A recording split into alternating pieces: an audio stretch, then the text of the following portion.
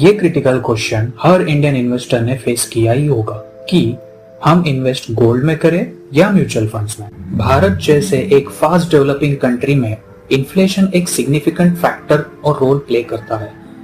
इस significant factor को consider करते हुए एक राइट चॉइस लेना अपने वेल्थ को बढ़ाने में ये एक क्रूशियल पार्ट बन जाता है। तो चलिए एक्सप्लोर करते हैं इन दोनों ऑप्शंस को in the context of Indian economy.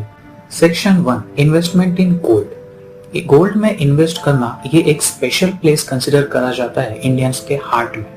Gold often consider किया जाता है as a wealth and security. Gold को अलग अलग फॉर्म्स में खरीदा जाता है इंडिया में, जैसे jewellery, coins and bars. India में गोल्ड एक डीपली इनग्रेन्ड कल्चर का पार्ट माना जाता है।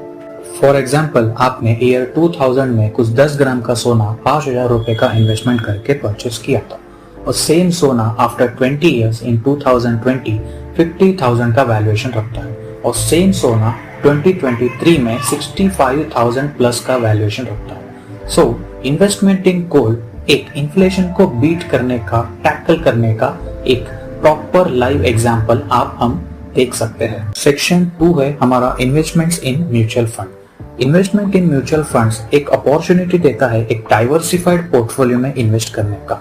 इन इंडिया म्यूचुअल फंड ने पॉपुलैरिटी गेन किया था क्योंकि वो एक काउंटर करता है इन्फ्लेशन और जनरेट करता है wealth over the long term. Returns की बात किया जाए, अगर आपने एफडी में इन्वेस्ट किया होता लास्ट डिकेड में, तो आपने देखा होगा कुछ 6 to 7% का रिटर्न आपने गेन किया।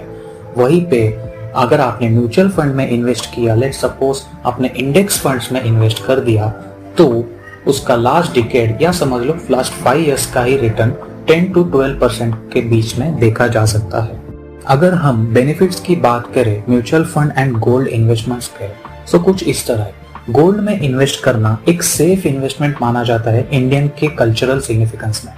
सेकंड पॉइंट ऐसा है कि गोल्ड में इन्वेस्ट करना एक इन्फ्लेशनरी पीरियड्स में आपने वेल्थ को प्रिजर्व करने का एक बेस्ट तरीका माना जाता है। एंड क्योंकि गोल्ड एक कमोडिटी होता है, सो उसका कोरिलेशन जो है वो कम होता है बाकी एसेट्स के कंपैरिजन में। वहीं पे म्यूचुअल फंड एक डाइवर्सिफाइड पोर्टफोलियो ऑफर करता है अपने मार्केट वोलेटिलिटी को काउंटर करने के लिए, एंड साथ ही साथ एक हायर रिटर्न भी ऑफर करता है जो आउटस्पेस करता है अपने इन्फ्लेशन रेट को। और मेन बेनिफिट आपको एक प्रोफेशनली मैनेजर और एक्सेसिबिलिटी मिलती है in mutual funds. Indian economy का सबसे बड़ा चैलेंज होता है इन्फ्लेशन, और ये इन्फ्लेशन परचेसिंग पावर को इरोड कर देता है over the period of time.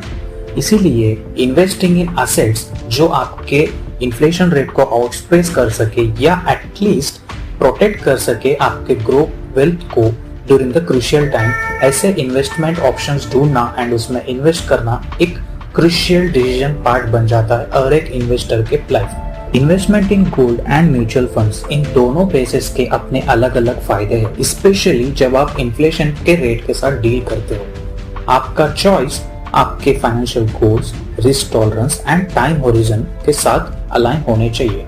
और डाइवर्सिफिकेशन इन दोनों एसेट्स में एक स्ट्रेटेजी के साथ बढ़ना चाहिए। That's why the best advice is take your time to research, consult with a financial advisor अगर जरूरत लगी, एंड एक ऐसा इन्वेस्टमेंट प्लान क्राफ्ट करें जो आपके सर्कमस्टेंसेस को सूट कर दे।